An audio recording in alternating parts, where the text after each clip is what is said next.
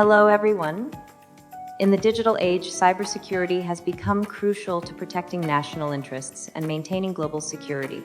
This growing importance is underscored by major threats such as ransomware and state-sponsored cyber attacks that challenge nations worldwide. International cooperation plays a vital role in combating these sophisticated forms of cybercrime, while advancements in artificial intelligence offer both new defenses and challenges in the realm of cybersecurity. Today's podcast, we discuss about cyber threats. Stay tuned and stay safe.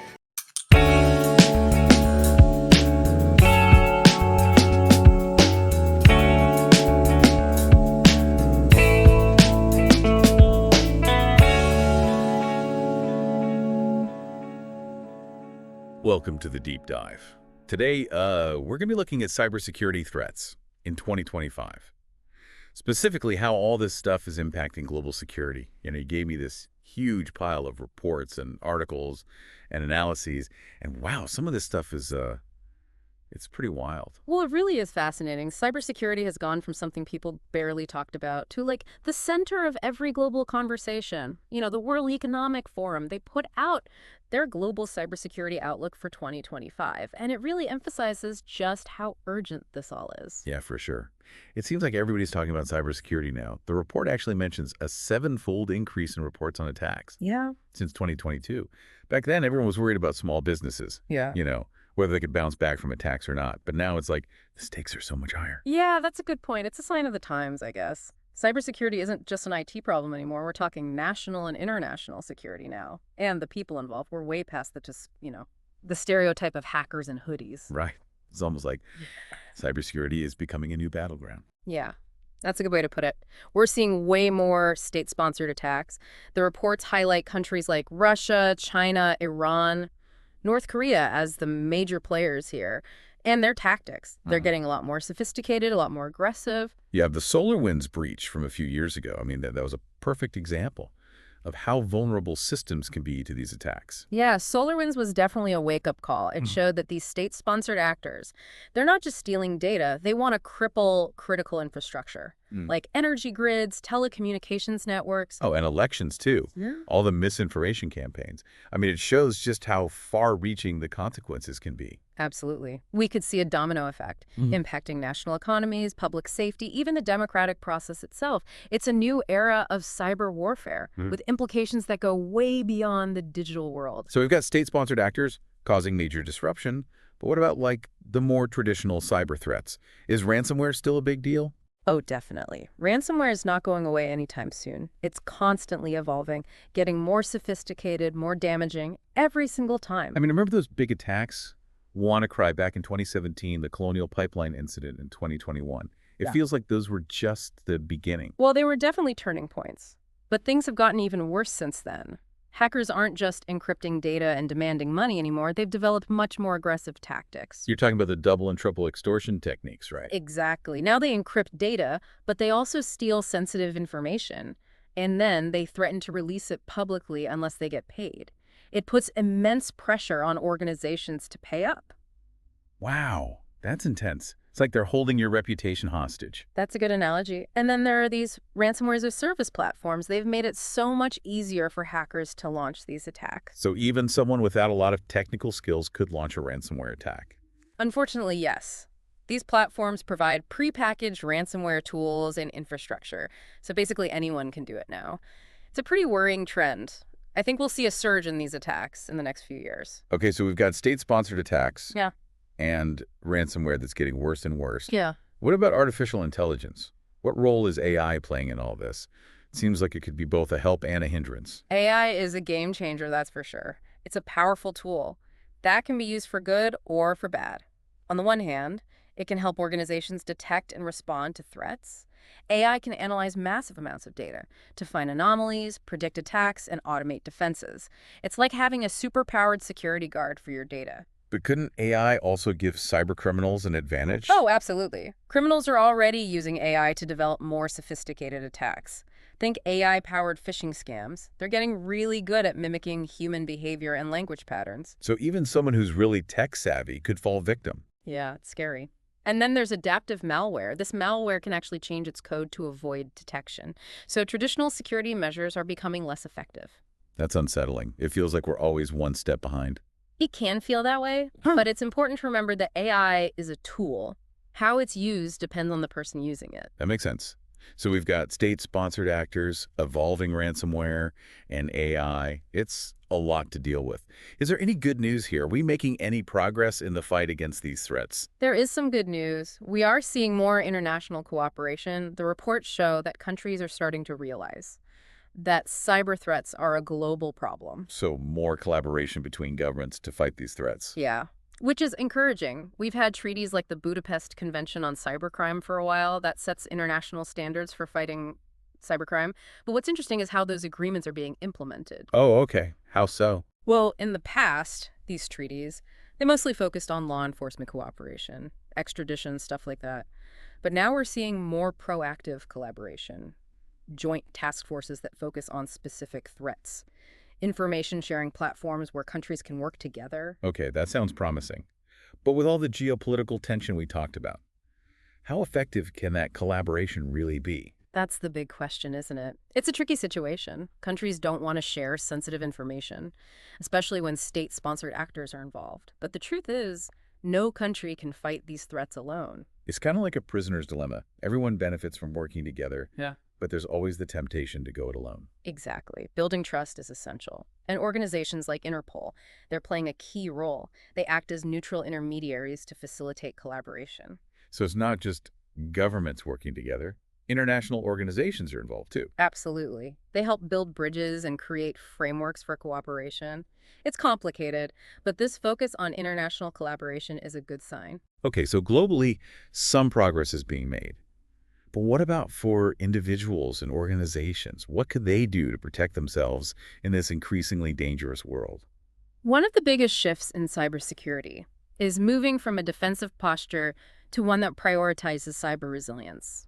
Okay, so instead of trying to prevent every single attack, Yeah. which is impossible, we need to accept that breaches will happen and focus on minimizing the damage. Exactly. It's like a fire drill. You hope you never have to use it. But if a fire does break out, you know what to do. Makes sense.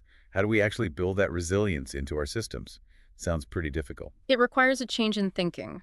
One concept that's gaining traction is zero trust architecture. Zero trust architecture. That sounds intense, like we're constantly operating on a need-to-know basis. You could say that. It means assuming that no user or device can be trusted, not even within your own organization. You're constantly verifying and authenticating everything and everyone. So multiple layers of security, strong passwords, multi-factor authentication, that kind of thing. Yeah, those are all important. But zero trust goes beyond that. It's about granular access controls, segmenting your network, constant monitoring of activity. That sounds comprehensive, but also really complex and restrictive. It can be. That's why implementation has to be carefully planned. You have to tailor it to each organization's needs and risks. But the benefits are significant, especially in today's threat environment. It seems like one of the biggest challenges in cybersecurity is just staying ahead of the curve. The threats are constantly evolving. New vulnerabilities are discovered all the time. It's like a never-ending arms race. It's true. Both attack and defense are innovating at a rapid pace. But organizations can do things to improve their odds. Collaboration is key. More organizations working together, sharing information about threats and best practices. That's right. There are platforms like Information Sharing and Analysis Centers, or ISACs. They let organizations anonymously share threat data and learn from each other's experiences, like a collective immune system for the digital world. So the more we share, the better prepared we all are. Exactly. It allows organizations to pool their knowledge and resources, which is crucial with these increasingly complex threats. Okay, so collaboration is important. What else can organizations do? The human factor is often the weakest link in cybersecurity. Investing in your people is crucial. You mean training and education, making sure employees know about the risks and how to protect themselves. Exactly. Training needs to be ongoing and comprehensive.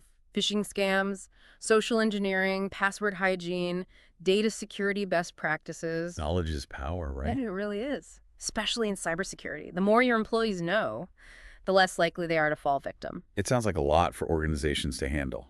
Cyber resilience, zero trust architecture, collaboration, employee training. especially smaller organizations with limited resources. It can be overwhelming, but there's help out there. Specialized cybersecurity firms can help.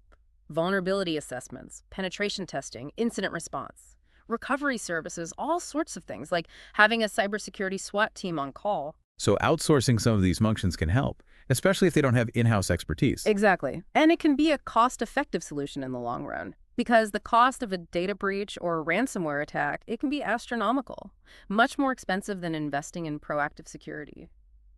Okay, so we've covered a lot today.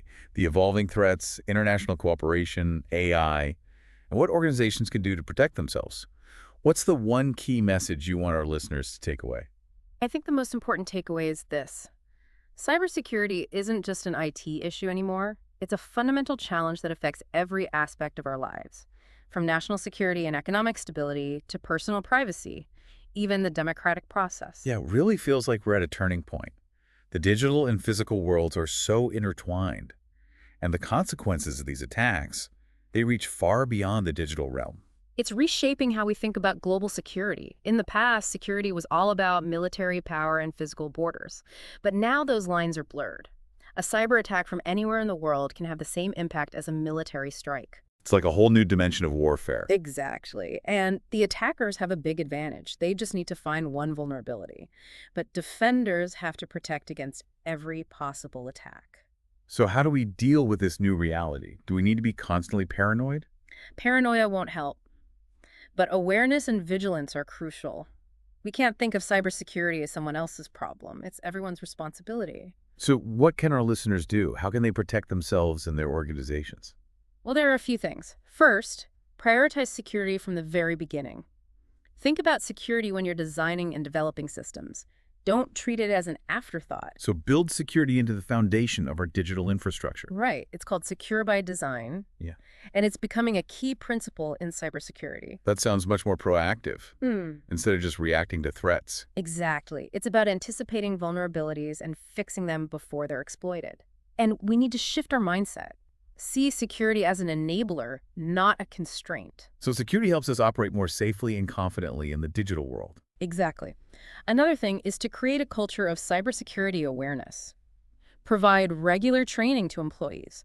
Keep them informed about threats and best practices. Encourage them to report anything suspicious. Make them active participants, not just bystanders. Right. And it's not just about technical knowledge. It's about shared responsibility. Everyone understanding their actions affect the organization's security. So cybersecurity is everyone's business. Exactly. Finally, stay informed about the threats. Keep up with the news and research. Go to industry events. Talk to cybersecurity experts. Be proactive, not react. Exactly. The threats are always changing, so we need to stay ahead of the curve. Adapt our strategies and defenses. So cybersecurity is a journey, not a destination. That's a great way to put it. It's an ongoing process, learning, adapting, collaborating. Well, we've covered a lot today. From the global impact of cyber attacks to practical tips for protection. It's a complex and ever-changing landscape, but hopefully we've made things a little clearer. I hope so, and I hope everyone listening understands how important cybersecurity is in the digital age. I think it's safe to say that cybersecurity is everyone's problem now. We all need to be thinking about it. That's a great point to end on. Cybersecurity is everyone's responsibility, and by working together, we can make the digital world safer and more secure. That's all for our deep dive on cybersecurity threats in 2025. We hope you enjoyed it. Until next time, stay curious, stay vigilant, and stay safe.